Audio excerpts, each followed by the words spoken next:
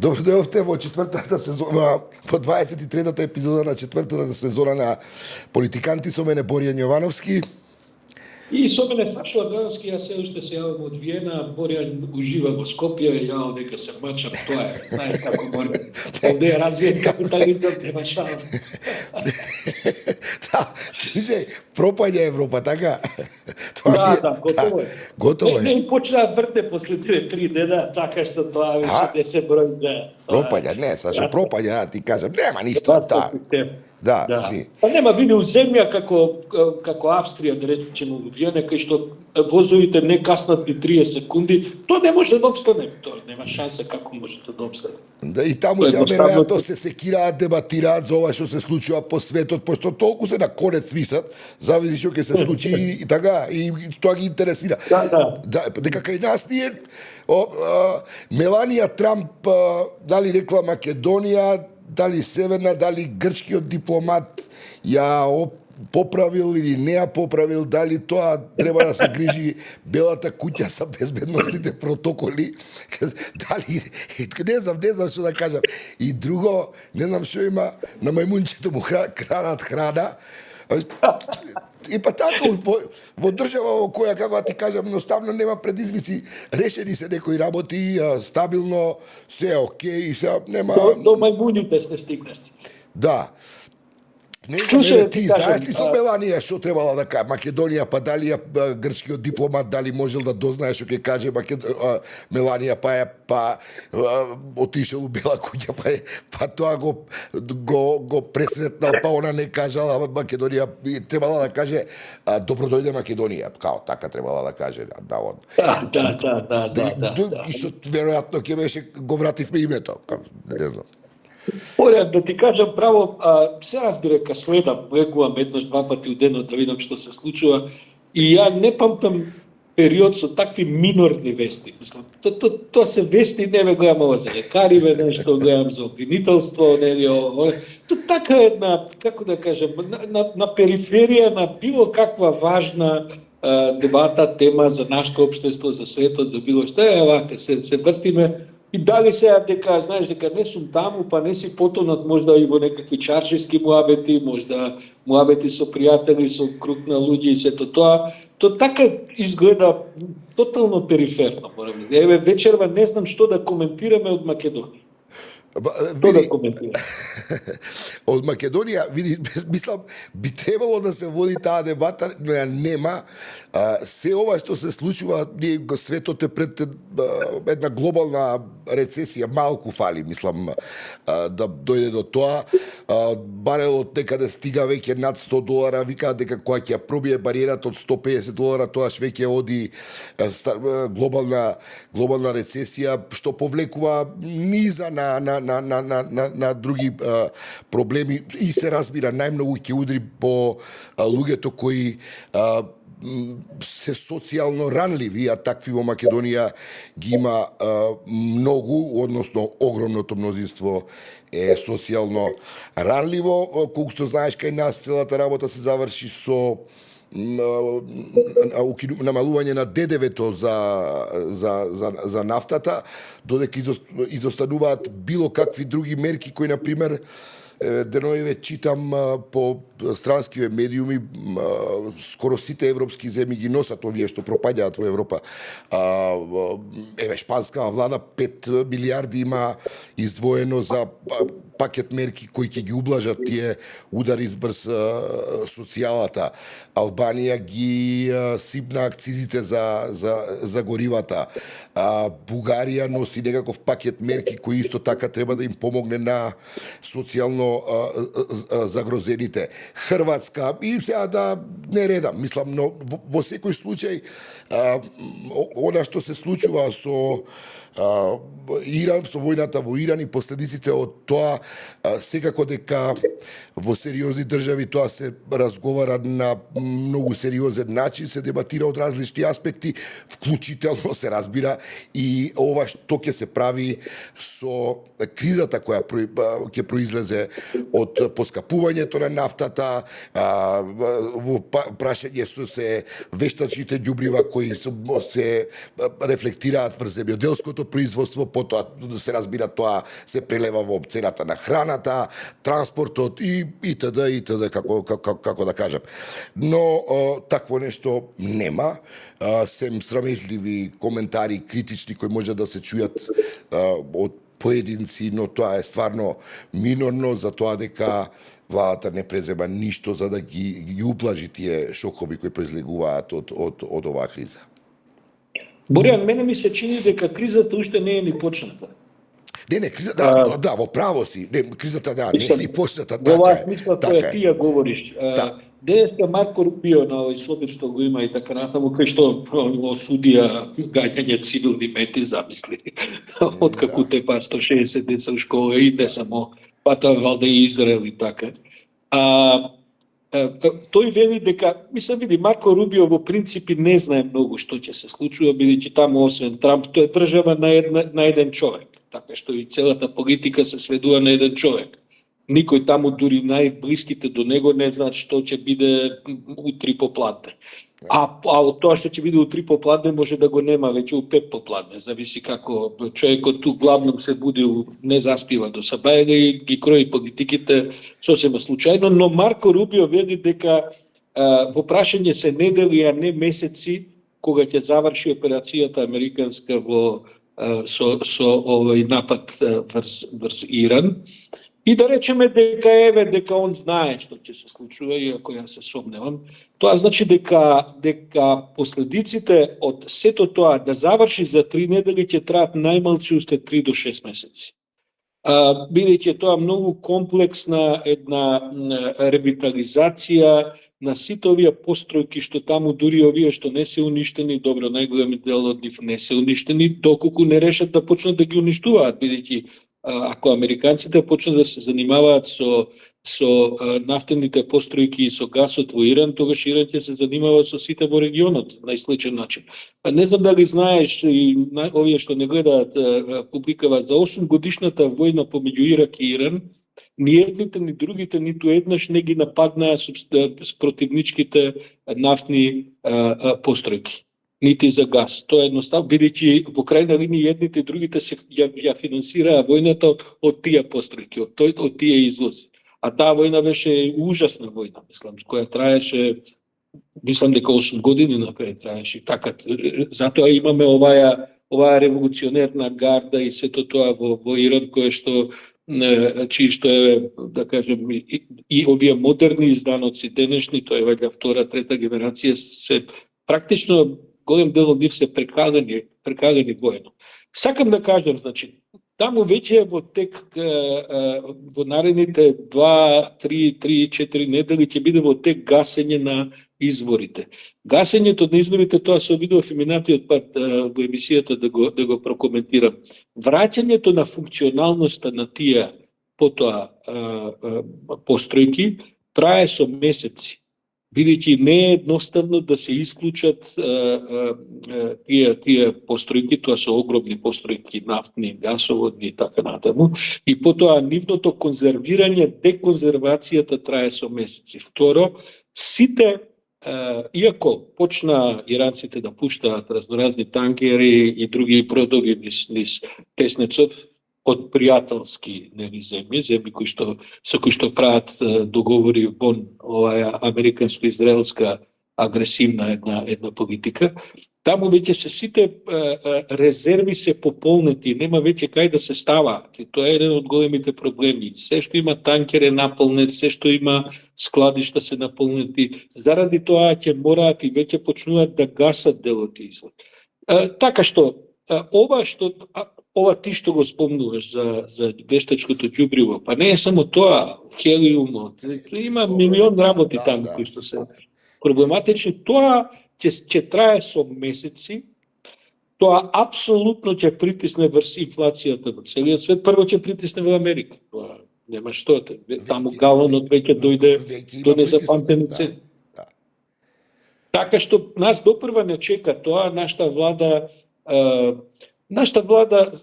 знаеш, и додека претходната влада и за пандемијата, и за енергетската криза правеше мерки кои што навистина ја задолжија земјата, но беа неопходни, бидејќи немаше како да се спасиме, само ние цел свет тоа го правеше. Оваа влада ги истроши парите, резервите на глупости. Половина од парите не знаеме кај се строши. Ние тоа што знаеме, добар дел се на глупости. Се треба пак да се задолжуваат. Тоа на нив им е многу, како да кажам, вака една деликатна ситуација. Немаме силни финансисти во владата кои што може тоа да го направат. Изворите комерцијални сега заради тоа што сите ќе се задолжуваат, ќе рипнат цените на кредитите, ќе рипнат цените на позајмиците, и тоа е еден циркус, еден циклус, па и циркус, ама едно вертиго е во кое што ќе влеземе и ние и целиот свет, и ќе трае со години, и веќе на Мицкоски мислам дека му станува јасно дека тоа ќе му ја определи и политичката судбина во земја. И полесно му е да се расправа со синдикати, со опозиција и така натаму, отколку да помогне на граѓаните.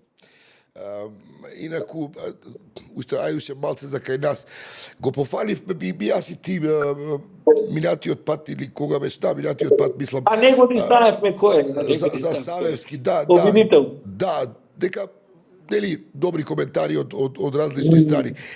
Ама веќе денеска тоа станува дискутабилно, бидејќи човек со интегритет професионален, за како што говоревме, и за како што конечно посекуваме сите да имаме на таа позиција државен обвинител, тешко може да се претпостави дека ќе даде поддршка во висшето обвинителство за човек кој е, за господја која е прилично искомпромитирана, која ја слушавме во бомбите, сега да не вадиме од тоа што се разговара, еден Па само да спомнам, таа во бомбите се разговара како 100% ВМРО-вски кадар.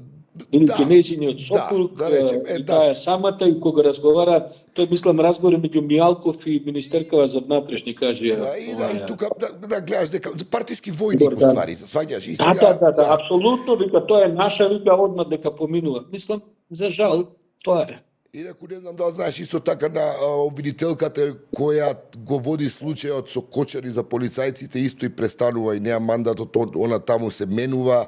Така што се случуваат во позадина на ова едно големо ништо, некаде така на маргините на тоа ништо сепак се случуваат некои работи кои за жал не се добри. И тоа се едни тенденции кои не знаеме кај ќе одат, колку што може да се израдуваме дека може би ќе добиеме независен обвинител и дека тоа може ќе оди во некоја насока на исполнување на некакви критериуми, во поставување на темелите на правната држава, што сите ја посекуваме. Сега тоа вака само со една информација во еден ден се доведува во прашање, но ајде да дадеме шанса. Мислам, не беше избран никој, но самиот факт што државниот обвинител дава поддршка на таков кадар е доволно симптоматично да тој оптимизам кој го споделивме во минатото издание на подкастот сега веќе биде доведен во прашање. Да, ама знаеш како не поминаа ни неговите ни сите други предлози. Да, добро. И тоа е сега исто, јас морам да кажам од дистанција, не разбирам што е приказната таму кој за кога, ама гледам дека не помина ниту со блиско, да кажем, обид за мнозинство за тие предлози. Да. И што е тоа, дали е тоа купување време, дали е тоа некаков обид за нови аранжмани, треба да видим. По тоа што се случува, мислам дека е обид за нови аранжмани, односно за пак да се најде начин како да се воспостави контрола врз обвинителството. Во меѓувреме, не знам, опозицијата знаеш, тоа е тоа што е опозиција која, како кажам, нешто се обидува да прави, но тоа имам минорен ефект и не знам стратегијата која имаат се уште тешко може да се разбере од она дебата меѓу раководството на СДСМ и Шилегов не личи на ништо, ни нивната одлука не личи на ништо, неговата реплика, сега вие ќе видите, ја за субстанци ќе ве кажам. Мислам една така улична, како да кажам, полемика која не заслужува никакво внимание. Јавноста е анестезирана, како да кажам. И тука ги слушам понекогаш Мечка и Мичо, мислам дека имаат право кога ја критикуваат јавноста. Знаеш, јавноста седи и чека сега Мечка, Мичо, не знам кој, мене, тебе, трети, четврти, да, нели, ја напаѓаш власта, па и они така тука да го задоволат својот ревот, кој реално го чувствуваат, бидејќи оваа власт не донесе реално никакви промени, никаква промена во квалитетот на животот, во квалитетот на стандардите, во квалитетот на системот, да не се навраќам на тоа. И сега добри им се репликите, јас само би ги поддржал. Мислам, до кога јавноста мисли дека било која политичка структура, партија ќе биде деус екс макина која ќе се спушти и наеднаш ќе создаде благосостојба во Македонија. Значи, слушам коментари, јас излегов на шарена револуција и тоа ништо не беше. Види, мислам, ако некој мисли дека е подвиг и херојство што излегол еднаш во животот на некаков посериозен протест, греши. Има многу работи кои недостасуваат како граѓанска иницијатива во смисла на тоа дека треба да се направи нешто. Ева синдикатот што го прави, например, тој обид не може да собере 1000 луѓе. А се однесува на едно барање кое, како да кажам, зголемување на минималната плата на 500 евра. Па, ја не знам и тие 500 евра колку може да бидат веќе минимална плата која би можела да задоволи нешто. И во таа смисла има една позната реплика на Джинџич, не знам дал ја знаеш, оди ми се чини дека застава Крагуевац и таму му се жалат. Ние ова неаме, ние она неаме, ова ни фали, ова ни треба, се нешто, некој треба нешто да им испорача. И Джинџич гледа еден сат на зидот, оние стари зидни сати кои застарат, и му се обраќа при тоа на еден од тие во застави, му вика, добро, се окей, ова ве разбрав за овие проблеми. Овој сатов има некој што може да го навие или да му стави батерија да работи. И сака да кажам, се разбира дека овие работи во државата ќе бидат вакви какви што се додека нема едно посериозно будење на некаква граѓанска свест и не само свест, односно свест за потреба од иницијатива, од граѓанска активност која води кон подобрување на нештата. И тука не зборувам дека таа треба да биде било како идеолошки профилирана. Треба да биде проектно, да речеме, профилирана. Не знам, некое здружение постои за заштита на потрошувачите, например, кој ќе излезе, ќе се буни, кој ќе прати, ќе анализира цените, кој колку маржи, како продава, како заработува државата, кој ќе влезе во една природна коалиција со медиумите, ќе ги храни со тој тип на информации и со тоа ќе создава една атмосфера во јавноста која на ваков индиректен или директен начин ќе ги насочува политичките елити кон тоа што треба да прават. Но нема ништо. Се завршува на кукање по кафиња, колку е тешко, колку е лошо, колку се не чини, ама тоа е, како да кажам, тоа е едноставно кафе муабет и тука се нешто како колективна психотерапија и на која се завршува се отприлика. Или, добро што ме подсети на оваа приказнава со Джинџич. Со години назад се прашувам зошто во Скопје ние да додонија 4-5 сати градски што се, тоа вајде уште времето на Пена се постави или кој беше градоначелник, ниеден не работи. Ние не сме способни, што и каже Джинџич, батериите да ги сменеме таму или што. Неверојатно. А сатите се убави овие, знаеш, часовници што се на столб и така. Овој градоначалник, предходната градоначалничка, Шилегов, апсолутно ниеден саат не работи. Значи не сме способни саатите да ги проработиме. Да. Па што остане за Не другото? дај Боже да си инвалид, што лице со посебни потреби да се движиш по градот. Тоа е просто невозможно. Мислам, ние немаме онака најосновно некое здружение на лица со посебни потреби да направи некако протест, да му се да добие лица со поддршка. обични потреби, па не може да се движиме низ град. Тоа сакам да кажам. Така што веројатно тоа што го заслужуваме, не знам како да кажам, веројатно и тоа ни се потребите како колектив. Тоа е тоа, вака нешто да се живурка, да се лепди низ некој простор во некој правец кој никому не е познат. Не знам како да кажам. Или да ти кажа, Борјан, морам сега да направам мала дигресија која во контекст на ова што го разговараме, бидејќи во суштина ја објаснува ова што велиш ти една ситуација на, знаеш како, ние сме општество во кое што менталитетот ни е веќе станат корумпиран. И не само што ни е менталитетот, тој е резултат веќе на еден општествен договор, не сме само ние. Че извини за микрофонот, нешто ме гледам во коментари. Да, микрофонот гледам дека реагираат, не знам таму од режијата да. Не знам, да, бајде е подобро. Да. Да. Гледам дека таа тема, да речеме сега и во Унгарија се дебатира, ќе поминеме и на Унгарија, бидејќи остававме должни изборите се таму за 1-2 недели. Или што е општествениот договор, па и за саативе што не функционираат, и за ова луѓеве што не се бунат и така натаму. Значи, ние сме земја во кое што, сега ќе кажем ака генерализирано, што значи дека е неточно, меѓутоа корупцијата е насегдека проширена. Значи, да кажем во хиерархијата на власта сите крадат, значи тоа е корупција која крадеш од држави, значи краде од оној на паркингот до овој што е најгоре до премиерот, значи од локално до владино ниво.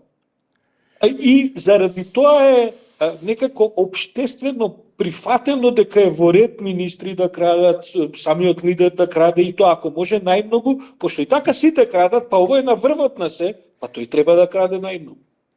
При тоа има уште една додавка која веројатно не е само наш специјалитет, ама кај нас тоа особено е проширено. Јас ги гледам анкетите кога се прават анкети околу корупција и така натаму и затоа бесмислено ми се чинат многу од овие разговори, особено странци кои водат, кои се зачудени и така, а самите сега живеат. Америка е веројатно најкорумпираната земја во свет по историја на америчката политика. Ама владе едно како дел од тој општествен договор, владе едно правило. Подобро е нашите да крадат отколку нивните.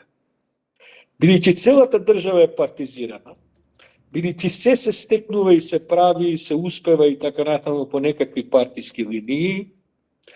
И онда кој да е на власт, јавноста која што го поддржала на избори, вика, па добро, па поубаво нашите, сите крадат и овие крадат, ама подобро нашите отколку нивните.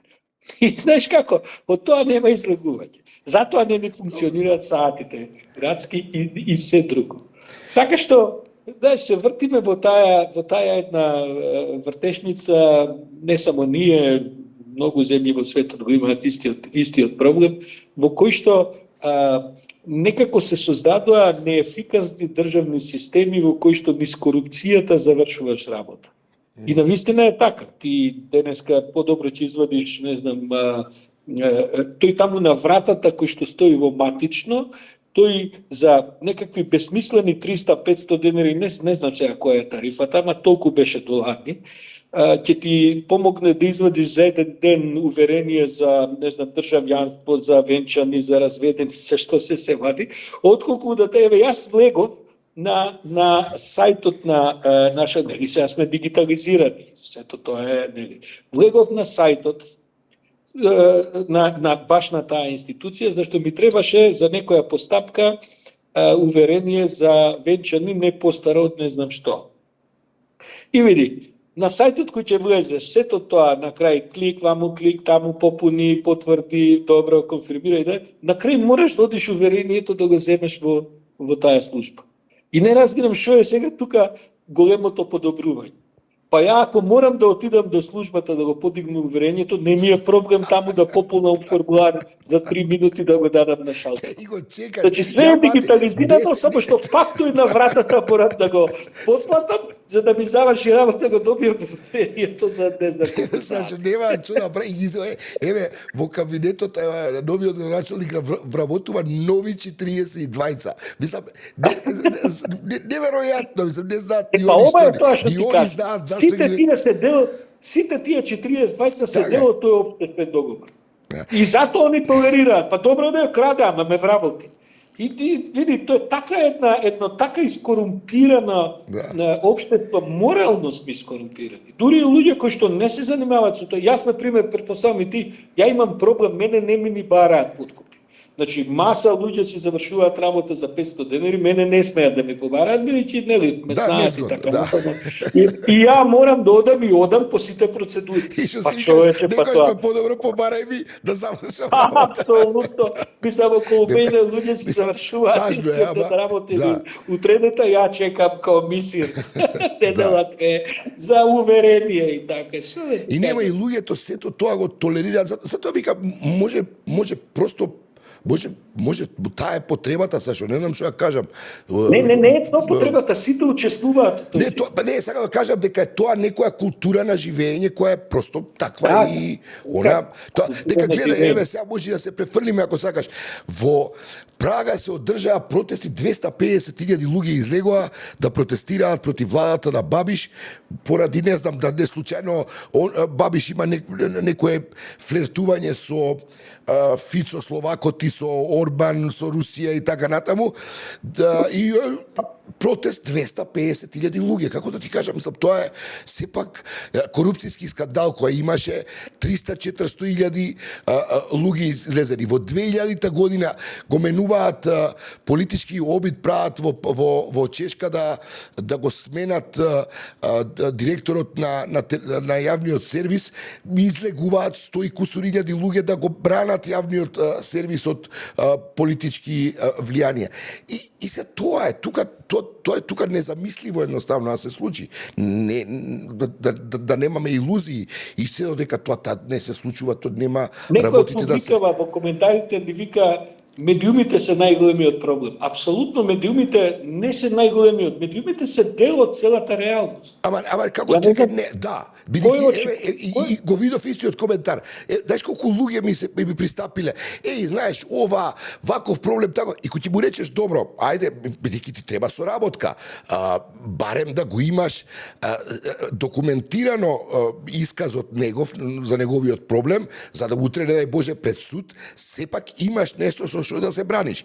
Не, никој нема храброст да излезе во медиуми и да го каже проблемот кој го живее, а кој е резултат на некаков притисок од институции или на резултат на тоа што институцијата не си ја завршува законската обврска да го пружи сервисот на некој граѓанин. Или затоа што некому бараат корупција, мито и така натаму. Не, никој не излегува тоа да го направи. Има и еден степен повисок од тоа. Сите чекаат Мечка да направи партија. Да, евентуално, да не сме Разбираш? Значи, не само што сега ти медиумите ќе решат, него секако може медиумите и партии да формираат. Да, не, така За што... да Знаеш како? Види, а при тоа живееме во земја, живееме на пазар во кој што повеќе нема бизнис модел за медиум. Еве, ние овој подкаст, ако сме ние некаков дел од некаква медиумска сцена, се разбира, ќе го правиме бесплатно, го правиме без никаква компензација, онака частиме јавност, да не оговараат некои, да не плюкаат и така, за да има што да се забавлjaат, ете тие колку илјади души не гледаат и така, не се ни малку можда и сето тоа. Меѓутоа, повеќе нема бизнис модел, работиме во многу мал јазик, македонскиот јазик е многу мал за да можеш од него да направиш каква било заработка на YouTube.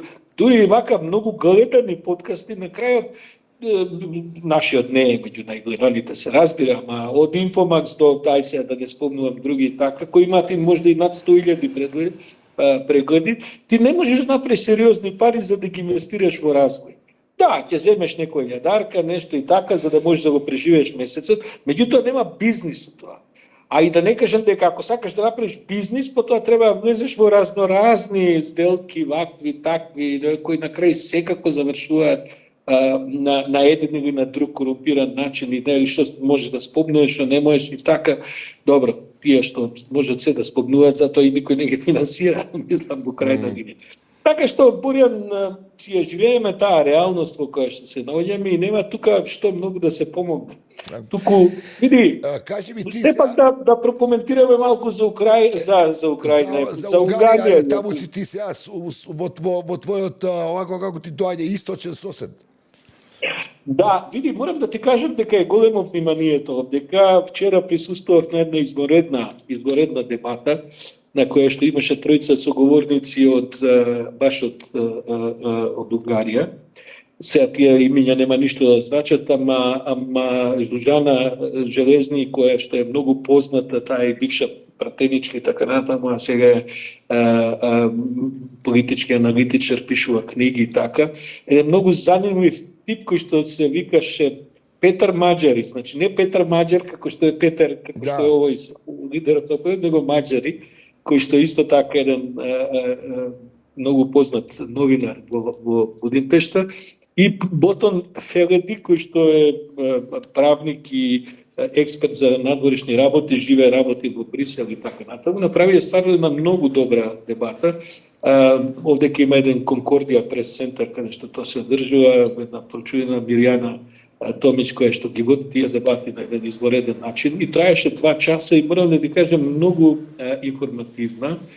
И јас малку денеска гледам и некои последни анкети, има уште 2 недели до изборите.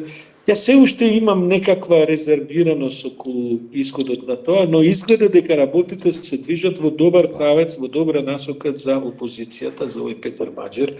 И може да се случи, дури денеска слушам коментари, изборите да бидат лендслайд за опозицијата. Бидејќи тоа го разговараме неколку пати заради многу специфичниот изборен модел, високо пропорционален во Унгарија. Ти можеш, како во Америка, знаеш како не е истиот модел, ама Хилари може да добие и милиони повеќе гласови од Трамп, ама Трамп на крај да стане председател. Така и во Унгарија, ти можеш да освоиш повеќе гласови од противникот, но ти да формираш владата и да имаш повеќе пратеници, бидејќи таков е многу компликуван пропорционален модел.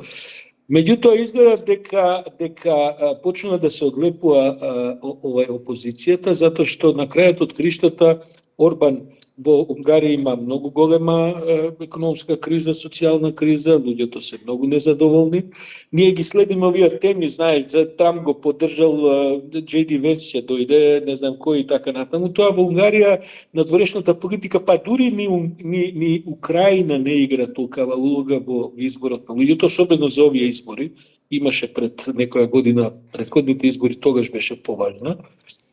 Меѓутоа, што е сличноста со нас? Значи, целата изборна кампања на Орбан се сведува на тоа дека ние унгарците сме историска жртва на големите сили. Знаеш, имате еден сентимент на бивша империја и дека они се денеска една целата стратегија на виктимизација политиката, која е многу позната популистичка стратегија.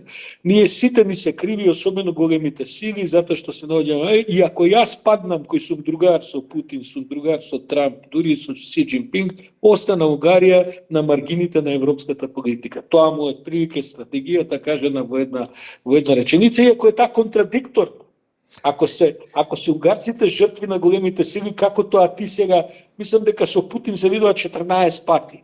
Со Трамп Трамп го гушка како ќе стигне. Со Си Џинпинг која поголема друга сила? Не, види, ти други проблеми. Добро, разликата е некои 8-9 ми се чини проценти.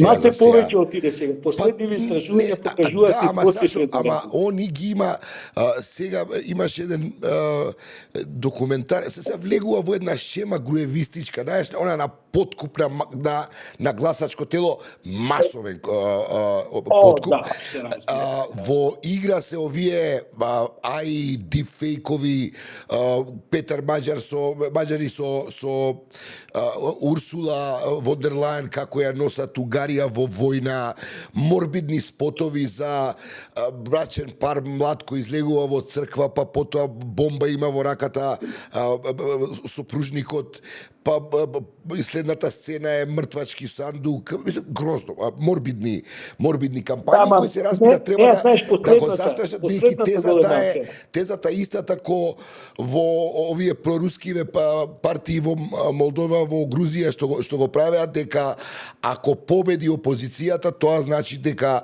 одат во војна и дека ќе изгинат во војна и така натаму, заплашување. Он нема што да понуди, он нема програм, он после толку години владење, она што е фактичка состојба, ја направи Унгарија посиромашна земја од Бугарија, замисли. Инаку Унгарија во почетокот на 2000-тите, знаеш и самиот, беше тигарот на економски во источна Европа, мислам најдобра апсолутно без конкуренција. И сега тоа е проблем, они заглавуваат, го фатија Сјарто како шпионира на Лавров, како му предава материјали од доверливи од Советот на министрите. Претходно се разговаравме, Оливер Вархеј беше во истата компрометиран во слична афера. Мислам, такво едно заплеткување да просто очигледно го фаќа паника. И види, Сашо, јас, знаеш како, ова со анкетиве. Добра вест е во Словенија, например, еве, тоа е резултатот од поддршката на Трамп на овие екстремни десничари. Во Словенија, иако водеше на анкетите Јанша, победи Голуб. Односно таа центар-лево партија, сега што се на власт, ќе продолжат да владеат со многу мала разлика, ни 1%. Инаку во анкетите водеше Јанша. Знаеш, стварно е тешко да се човек да се води по анкетите, но мислам дека унгарците се сепак една друга култура, една друга јавност која овој пат мислам дека ќе знае што бира, бидејќи стварно се доведоа себе си во една ситуација да бидат културолошки исфрлени на маргините на Европа, што они навистина не го заслужуваат тоа. Они нивната и историска и геополитичка позиција се она Мител Европа, нели? Мислам, тоа е тоа, срцето на Европа. И мислам дека угарците тоа не можат да го толерираат, се разбира, имаат флешови историски од таму која беше 62 ли, кога им улета руските тенкови во... П-6, извини, па 6 е Чехословачка. Кога им улетуваат руските тенкови.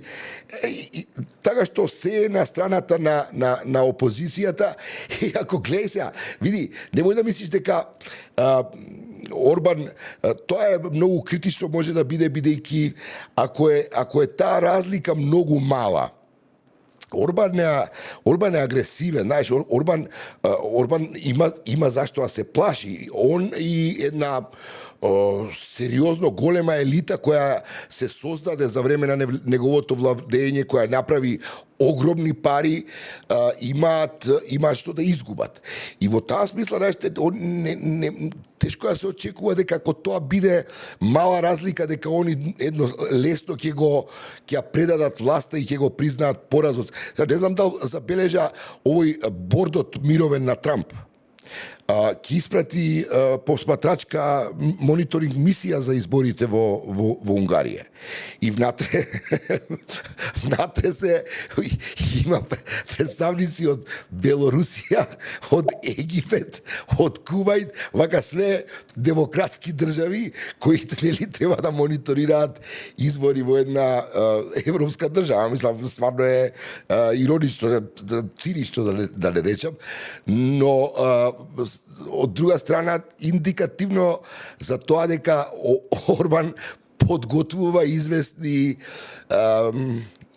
или инсталира известни механизми кои би му помогнале да не така лесно ја предаде власта, но ќе видиме.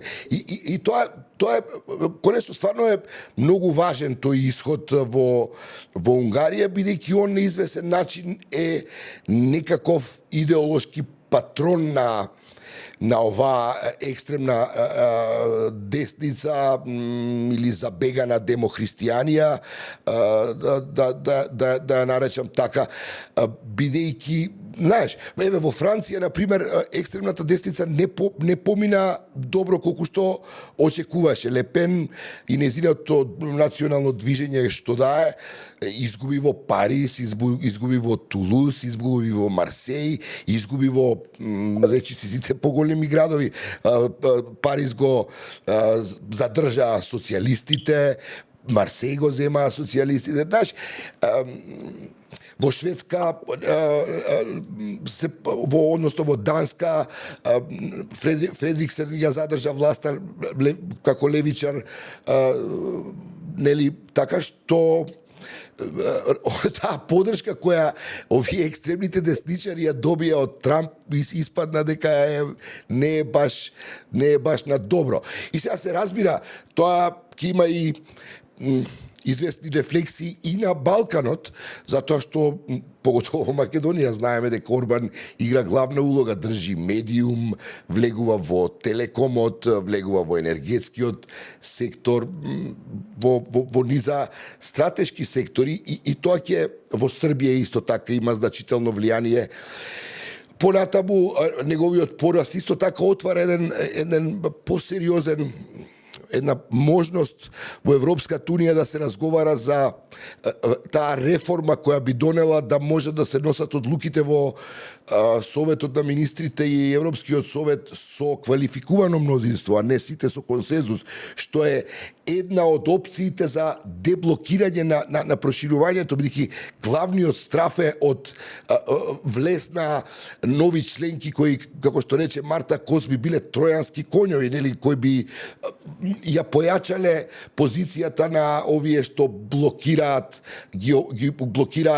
европските стратешки политики, како што сега тоа се случува со Орбан, која блокира Европската Унија да ја помогне на Украина. И знаеш, има навистина се можете е важно за цела Европа исходот на тие избори во Унгарија кои се одржуваат, мислам, на 12 април, ако не се 12 април, да, недела, да. 12, види, на угарците ме гајле што е важно на Европа, она што нив ги секира што име на нив важно. Вчера изби една голема афера во Унгарија, која што гледам дека во Македонија не се пренесува и нема зошто, бидејќи сега влегуваме во последните 2 недели од изборите, пред изборите таму и кој знае што се ќе се вади. Меѓутоа излезе еден полицаец, висок полициски службеник, кој раскажа како унгарската тајна полиција влегла и подметнала во компјутерите на двајца функционери на опозицијата педофилски материјали во компјутерите. Да. И таа афера има вчера и денеска шокантни влијанија и заради тоа всушност им се врати на овие што го правиле тоа со една голема реакција од страна на опозицијата и растежот е во таа смисла голем. А од друга страна, види, Орбан нормално дека има една, како да кажам, форматирана или уопште неговиот статус во Европа е преголем, затоа што е единствениот десен популист од оваа смисла и либерална смисла која е на власт толку долго. Лепен никогаш не биле на власт, АФД никогаш не биле на власт и во некој гледаат икона. Бидејќи тој знае како да управува и видиме само што знае како да управува, току управува со земја која што ја уценува Европа на низа погаѓа ова што ти го говориш и така натаму, и во него гледаат икона, плюс оваа негова поврзаност. Инаку, знаеш како многу добра анализа направија вчерашниве говорници околу тоа какви му се контактите со Путин. Тие контакти не се пријателски, бидејќи Путин во него не гледа како што Трамп, например, гледа во него еден модел на владење, туку повеќе гледа на пријател, а не во, мислам, добро, тоа е друга диагноза кај Путин, нема пријател. Да, сакам да кажам, повеќе се деловни тие, затоа што Будимпешта е станата една од најголемите пералници на руски пари во последните години. Од почекот на војната со Украина, Будимпешта, пред тоа беше Лондон, нели, веројатно и во Виена прилично има тој вид на операции, ама Будимпешта е сега главната пералница на пари за Путинот и тоа се разноразни трансакции кои што, бидејќи не ги проверуваш, може да се исперат парите. А второ, во Македонија исто така траеше еден ден тој скандал кога Орбан го заплени возилото со кое се преначува од Виена во Украина 130 милиони. Да, инаку операција која што трае со години, бидејќи во Украина не летаат авиони и мораат по земја да ги носат парите до банките. А со теза дека тие пари се наменети за кампања за ТИСА, за опозицијската партија. Да, инаку фирма на Орбан ги прави транспортите, мислам. И се кажа од тоа заработува, да не се кираш, така.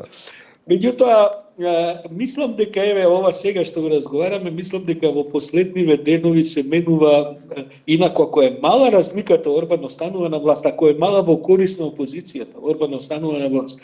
Дури е прашање и ова што ти го говориш, и тука се дискутира тоа, што ќе се случи ако Орбан не ги признае резултатите. Да, има така. И во коментарите кај нас на четот некој вика, не верувам дека Орбан ќе се замине, бидејќи он може да каже, бидејќи сепак власта е по потполност негова. Без разлика на мониториве ти што ги спомнуваш, одма ќе се согласат и каже да, не беа фер избори. Така што може да дојде до една од Белорусија и каже дека се изборите фалсификувани во корис на опозицијата. Од Белорусија, кој нели ја владее демократијата во мал прст. Но морам да ти кажам и нешто друго, види, и Петер Маџер исто така една непознаница. Он е негов човек порано, од Фидесе. А не само што од Фидес, туку за него некои експерти викаат дека е практично помлада верзија на Орбан. Многу интелигентен, апсолутно го третираат како модератен левичар либерал, ама никој точно не знае што таму лежи и што се крие во таа грмушка, бидејќи он апсолутно доаѓа од номенклатурата на Фидеш. Мислам, не е тоа ни чудо кога Орбан владее колку владее 15 на години, валда веќе влади и така натаму.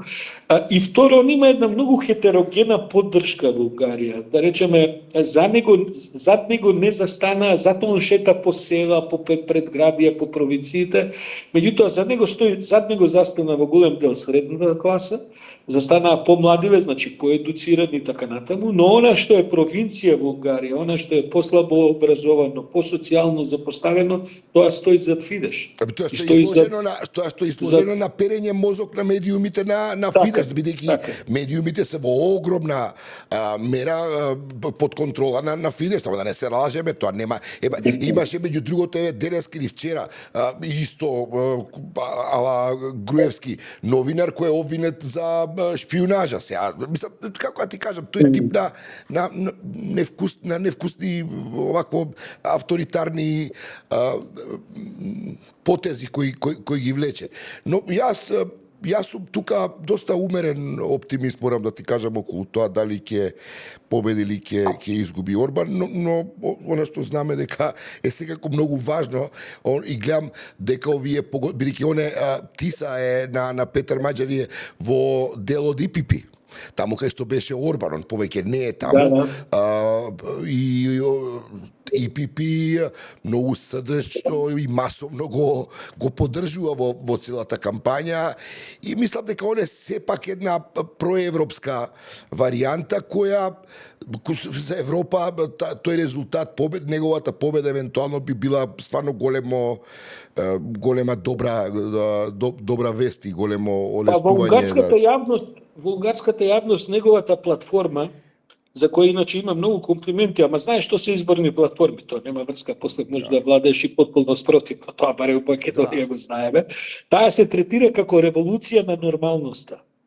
И тој Бранон, тоа е, ако сакаш во известна смисла, е една шарена револуција, да кажем, значи да се вратиме во нормалност, да се вратиме во време кога нема се да биде еден човек, еден автократ кој веќе ќе се пензионира на власт, што се така. Но да причекаме да видиме, има уште 2 недели со сите овие последици за кои ти говориш, кои што се исклучително важни за Европа, но Бранот е тој кој што и самиот го спомнуваш. Секој кога го поддржа Трамп изгуби на изборите. Тоа е тука. Затоа нашиве се ќутат кола. 2 недели кој знае што ќе се случи со Трамп, кој знае што ќе измисли, како тоа ќе се случи, гледаш, секој ден се го продолжи ултиматумот до 6 април. Ја мислам дека стварно никој веќе не знае кој е неговиот следен потек, што се разбира. Пред да преидеме на Ирена Трамп, ги прашав овие, таму поставив прашање на оваа трибинава, што ќе се случи со сите овие што имаат политички азил во Бугарија ако победи опозицијата, бидејќи таму има неколку полски политичари кои за тешки криминали ги горат во Полска, има и други и така. Сите овие рекоа дека тоа нема да биде првата работа со која ќе се запати владата, но дека е можно во еден догледен период да им се искомпликува ситуација. Така што поздрави, честитки до Груевски. Некога сме кај тоа, зашто има голема разлика меѓу пољаците кои се таму избегани и Груевски. Морам да те потсетам дека Груевски има документ од Македонската државна комисија за заштита од дискриминација по случај во кое стои дека тој е бил дискриминиран од државните институции. Неговата комисија за дискриминација. Па сега, окей, како сакаш, но тоа е на известен начин, неговиот азил е, тешко може да го смени било која власт. Ма нека седи таму бе Борија, некој уопште. Не знам што кажам. Ја не навимам да се врати во Македонија, некој ужива, има доволно пари, мислам, и тоа го финансираме, не е проблем. Инаку видео ти кажам, ова со Трамп, со иранците, никој жив не знае што ќе се случува. Лудило е. Апсолутно, види, не, мислам, јас тоа и понатаму го следам во детали, веројатно и ти, во многу, мислам, јавноста. Мислам, американците се шокирани. Овие негови околу него што се апсолутно поима немаат.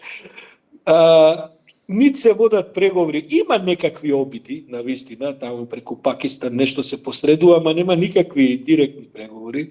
Од друга страна, види сега, не знам уште колку ќе трае оваа ситуација во која што американците сега очигледно е можно да влезат и со чизми, нели boots on the ground, што ви кажат. Да, него исклучува тоа, но тоа ќе биде, тоа ќе биде дополнителна компликација. Да, тоа ќе биде една компликација со несогледливи последици.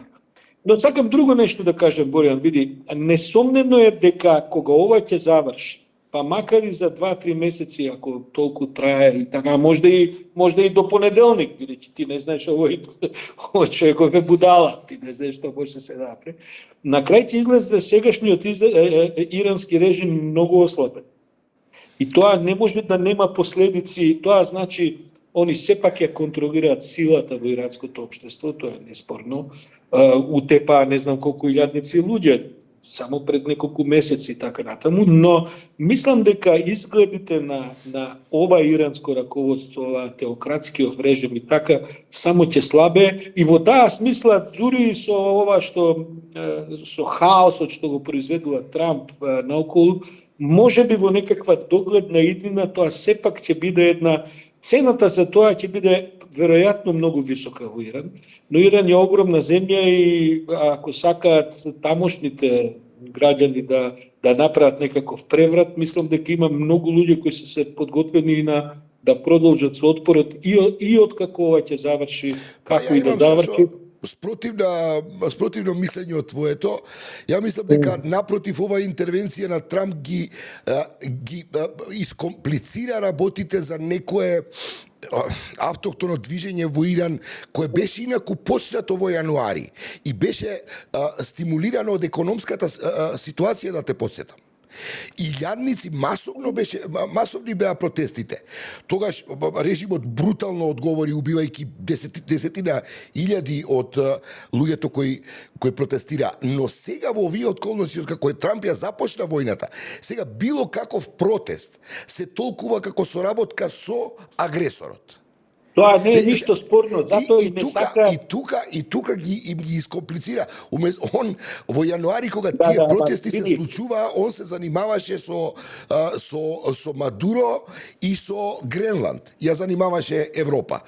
При што, мислам, не знам што се случи од целата таа работа, ги изигнорира тие луѓе кои навистина се излегува да се борат за подобар стандард, за демократија, за некакви подобрувања. Сега, он вика, не го интересира воопшто тоа. Он дури им нуди на овој режим, му нуди да остане на власт. Он нема никаков проблем со тоа.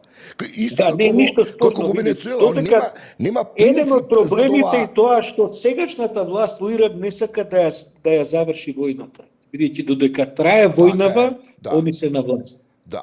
Јас ти говорам за период кога ќе заврши ова и кога ќе слегне прашината 36 месеци идната година.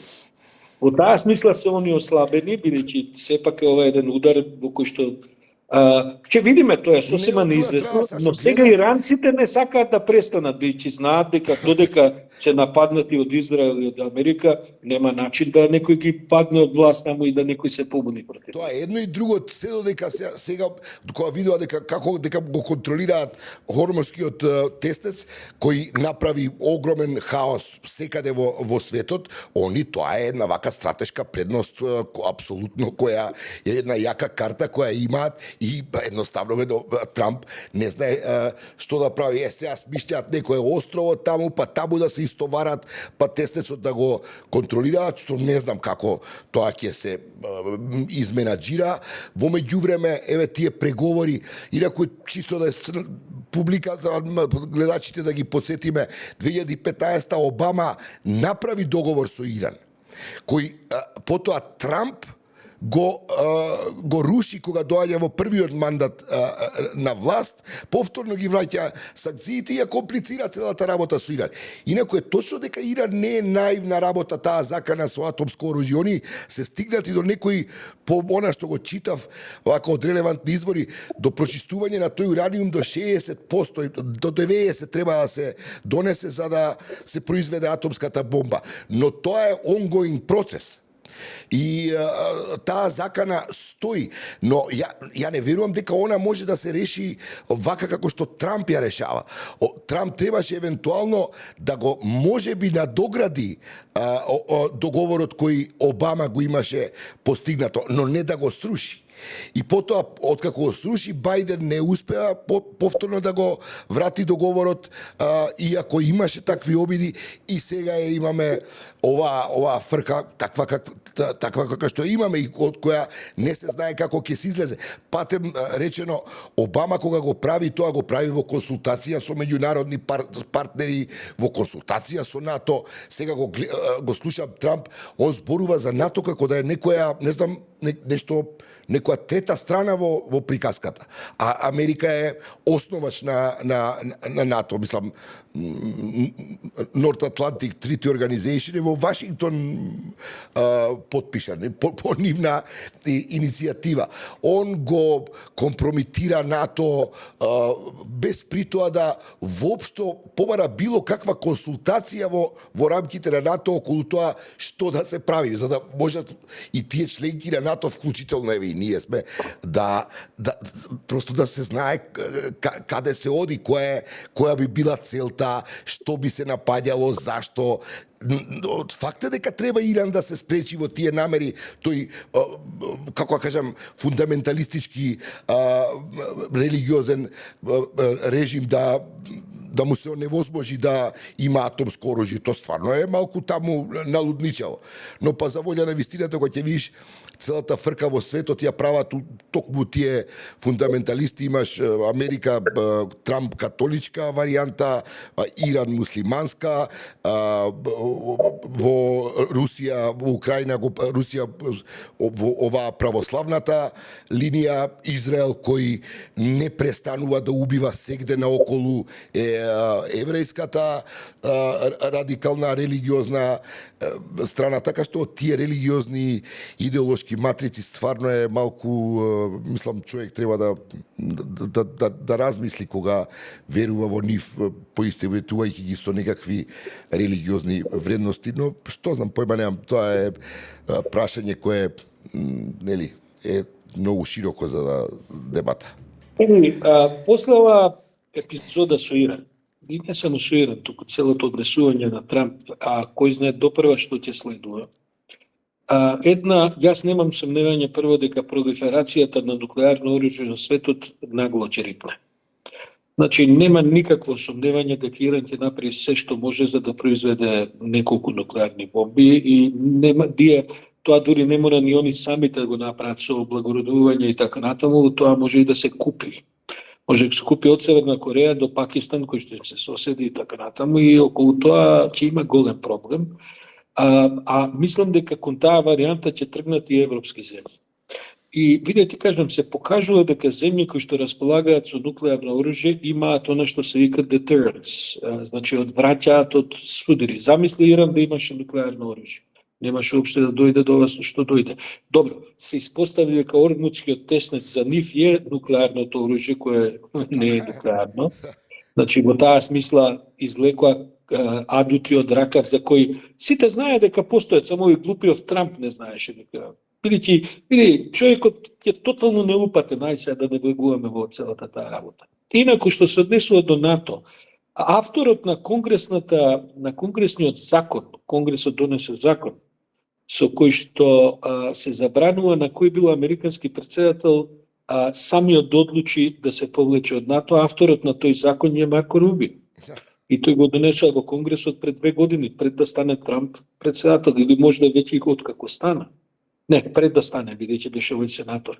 Така што тоа мора да биде одлука на Конгресот, иако американската демократија се распадна по сите шавови, така што како што гледаш никој Конгресот за ништо него не прашува. Но сакам да ти кажам дека се повеќе е јасно дека Трамп не знае сега што да прави со Иран, дека ситуацијата, гледам, најголем дел од експертите, бројна е таа заедница, се согласуваат дека сега Иран ги диктира условите. Иран, за да ја прекине целата оваа налудничава ситуација, бара одштета. И тоа бара одштета од стотици милиарди за нанесените штети.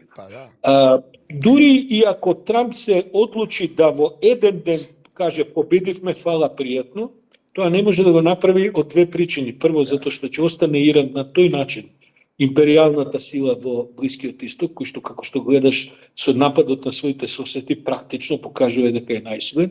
И второ, проблем се евреите, проблем е Израел. Биби Нетањаху се бори за сопствениот живот, не само за политичкиот опстанок. И неговата агресивност и оваа агресивна политика на Израел која трае со години, се разбира, тој мислам, они успеа од себе да создадат и еден геноциден наратив, да не поверуваш на каде таа работа. Цивили убиваат секој ден во Либан, па веќе не се ни зборува за, мислам, тоа не се ни зборува. Ја не знам, тоа стварно е налудничаво, веќе стварно ги Сакам да преминува ти кажам дека Трамп не може ни да одлучи да се повлече. Значи, Трамп може да до сега ќе се пробудеш и ќе одржи пресконференција, ќе каже, победе, видите што им направивме, доста. Сега не може тоа да го направи. Бидејќи реално, на тој начин, баш кај што во него, па ја не знам дали имаш прилика да го следиш Такер Карлсон што прави. Не можам, не. Такер Карлсон, за кој што не ви... Јас би ти препорачал, јас почнам да го следам последниве недели, бидејќи не само тој, туку многу влијателни мага гласноговорници, Такер Карлсон е еден од највлијателните, се разбира, меѓу кои не се само глупи, има таму и многу паметни луѓе и така. Таму се така жестоко го критикуваат Трамп како предавник, како злосторник, барат да се активира 25-тиот амандман, да биде сменет и така натаму, што е тоа катастрофа, па он ги изгуби изборите локални во Флорида. Во Мар-а-Лаго победи демократ после не знам колку децении, валда, кај што победува републиканците, сега за викендов, минатиот викенд. Така што, они одат во една катастрофа во ноември, кога ќе им бидат конгресните избори, републиканците, меѓутоа се уште му се плашат и се уште таму нема, осим овие што најавија дека се повлекуваат од политика, па такви има десетина што сенатори, што конгресмени, сите други се ќутат и поддршката веќе му е опадната на Трамп само на неговото како да кажем, силно јадро околу мага и се движи околу 31%. И не мрда на тоа, а веројатно и тоа ќе почне да паѓа, бидејќи ова што ти говориш, овие евангелистиве радикали, ова една налудничава, една цела религиозно теократска, да кажем, секција во мага и така, тоа сепак не е мнозинството во Америка. Но штетите се огромни и мислам дека ова иранска коментаториве што се, говорам за американци главно, мислам, пошто нели ги следиме и така натаму, велат дека ова му е последната шајка во сандекот, дека оваа авантура со Иран ќе го чини практично не само избори, туку ќе го чини и повлекување пред да заврши мандатот. Него што ќе го чини, прашање е колку ќе го чини светот. Почнавме подкастот со ситуацијата кај нас, колку ќе не чини нас, особено со влада која ништо не прави за да превенира нешто од тие шокови. Не е така, Бог. Не е така. Прават како не го поддржуваат Трамп од сабајле до вечер. Тоа знам, тоа знам. Не, они прават, они се на погрешната страна цело време. Добро, и да. Така што немој тоа да го простиме, немој тоа да го заборавиме кој кај бил кога е Трамп у прашање. Треба да се запамти. На прашање во март месец Русија има инкасирано 8 милиарди долари од нафта. Затоа што со кризава што се случува во Иран и Хормузскиот тестец, Русија продава нафта, 8 милиарди. 3 милиарди од тие се за нафтената индустрија ги земаат и 5 одат во државата. Тоа е. Што и овозможува на Русија, онака, па, што знам, убивање на уште не знам колку илјадници украинци комотно. И тебе ли треба да те убедувам? Трамп е руска позиција. Значи, он е нешто што во тој јазик на шпионажи се нарекува Russian asset. И јас и ти се надевам ќе бидеме живи кога самите американци си ги објават архивите, многу од тоа веќе и се објавува. Човекот е руска позиција, немој околу тоа да имаат компромати за него, он прави се што треба за Путин да остане и да напредува на власта. Не само што му е на него он идол, како таков, и уопште тој тип на лидери. Он е руска позиција. Тоа не значи дека, види, само едно кратко објаснување ако ми дозволиш, тоа не значи дека е руски шпион. Руска позиција и шпионажа се различни работи. Меѓутоа човекот е фатен во руските ножици, да кажем, од пред децении, што од првата жена, чекињата Иванка Трамп, беа таму се што треба, направен, финансиран, переше руски пари со години, ја ништо ново не кажувам, ова е веќе мејнстрим приказна во самата Америка. Така што човекот е руска позиција да престанеме да се бавиме зачудено со тоа дека им ги симнува санкциите на русите и дека е против Украина. Он апсолутно мислам дека следната авантура ќе биде да ја нападне Украина. А тоа не да ја укине помош, ќе испрати носач на авиони да гаѓаат Киев. Ето до таму е биден будал. Сашо, добро, ти да продолжи таму да им помагаш на австријците колку што можеш, да издржат. Да не пропаднат, не, па се трудат да ги спасат. Да видам малку да, така да, како овој наш прекрасен град, како е во петок. Видиме ова со саатите, могите, ако можеш да донираме батерии на смената вија. Дај да тој Орсет, дај да чавите му се, ман могите 4-5 сати со цел град, па дека ги навијат, таму се не види.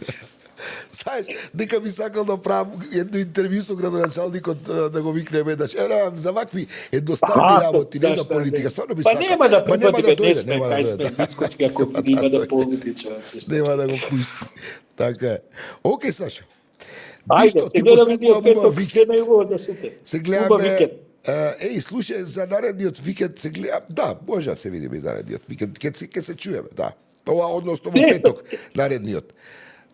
Прошлиот викенд да објасниме дека беше Рамазан и беше неработен ден. Одам за Мадрид. Ама ќе се чуеме, ќе видиме сега со дечкиве наши тука видиме што може да направат да не овакво, да не спојат. Ќе ти кажам што може да направат. Слете у Виена, тука ќе го правиме подкастот. Тоа не е лоша идејата. Па да. Саша, ајде, чао, ти посакувам се. Ајде, пријатно, гледачи, ви благодариме за вниманието. Поздрав.